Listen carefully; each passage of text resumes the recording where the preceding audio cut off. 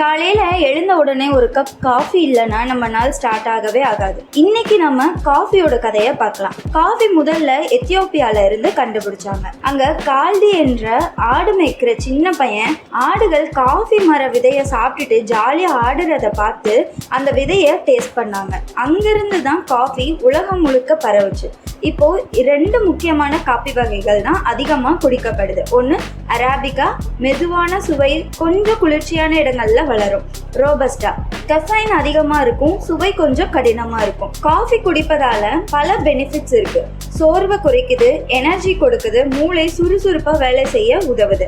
சில ஆராய்ச்சிகள் படி இதயம், கல்லீரல், உடல் எடை கட்டுப்பாடு எல்லாத்துக்குமே உதவுமா. ஆனா எல்லாம் அளவுக்கு அதிகமா போனா நஞ்சு தானே. ஜாஸ்தியா குடிச்சா தூக்கம் இல்லாம டென்ஷன் அதிகமாகும்.